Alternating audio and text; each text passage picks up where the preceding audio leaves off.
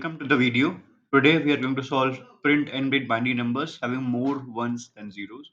However, in this question, you can take more ones or equal ones, which means that value of n will be given an integer, and you have to return n digit binary represented integers, n digits, n bit binary represented integers numbers.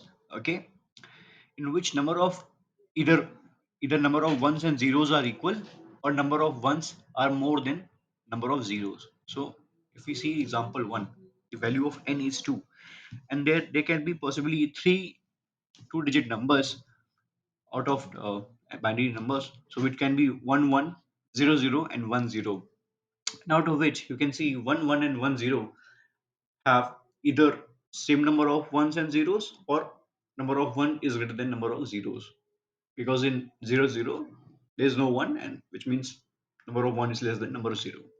Similarly, for example 2, there are 3, the value of n is 3, and there can be 5 total numbers formed out of 3 digits, and these 3 numbers are the possible candidate for our answer, because the other two numbers, which are 100 and 000, cannot be taken, since they have less number of ones than zeros. So how we'll do it? I will imply a recursive solution for it.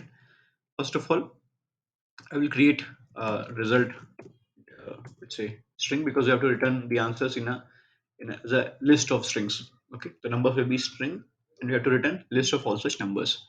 So this is a list I've created. The number of ones, number of zeros initially are zeros. Well, let's say are same, zero. Okay, so on represents number of one, and ze represents number of zeros. Cool. So I will imply a utility function which will take the obviously the result, and number of ones, number of zeros, and the number which is given to us. Number which is given to us. Okay, integer n. So first base condition, if n is 0, if n is 0, this will imply two conditions: either the value of n is should be 0, or we have reached the number number of digits, number of bits, and bit numbers. Okay, so further in calculation we will do some operations with n also. We will increase or increment or decrement it. So by this point, which means that we have formed our n bit number, we have formed our n bit number. In that case, we'll append this result string in this li which you have written, and return it. But if this is not the case, we have not reached the number, then there will be two conditions: either number of 1 is equal to number of zeros, or number of 1 is greater than 0, because we don't have to look of the condition in which number of zeros is greater than 1. Don't have to look at that condition. Cool. So if at a point when number of ones is same as number of zeros, we will recursively call our helper function, util function, with with will add 1 to the result. This is the case, again I will reiterate that this is the case when number of ones is same as number of zeros, which means we will add 1 to the result string, and add 1 to the count of 1. Means we had on number of ones, but now after this operation we will have on plus 1 number of ones. Cool. But number of zeros will remain same. However, number of n bit number will get decreased, because we have taken one number out of it. Okay, now other condition: if number of 1 is greater than 0, number of 1 is greater than 0. So a caution: if you hear background noise in my video, please forgive me, since it is a festive season in India. So there may be some background noise from my video. So let's continue. Then again we will call our function utility function. But here will be two conditions, right? If number of ones is already greater than 0, then we are left with two cases.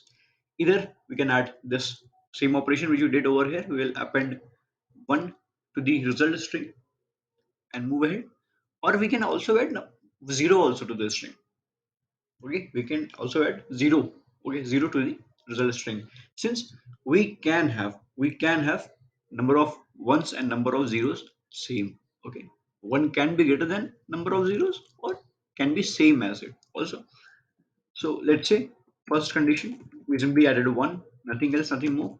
Increment count of one by one, and zero remains same, and will decrease by one. But the other condition, since we are already ahead, we can add a zero also. We can add a zero also. We can add a zero also.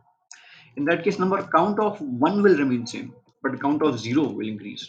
Count of zero will increase, and count of n will decrease. So this will keep churning out the required number, and at the end, we can return our answer. Return our answer. Return li.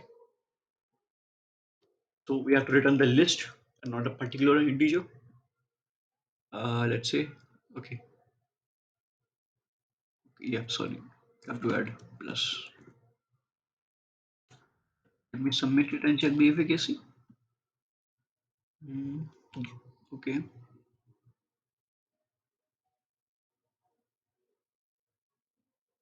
Okay, I have not called this function. I'm simply returning. My bad. So just call this function first of all. Give it the parameters. Out number of one and zeros are same, man. Okay, this is n.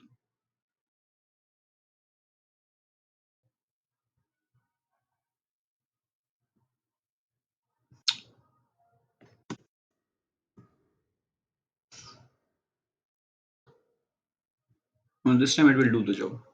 Yeah, as you can see, it did the job pretty effortlessly. Okay, and in very less time. So I hope you learned a new concept and enjoyed it. Thank you. Have a very nice day and happy Holi.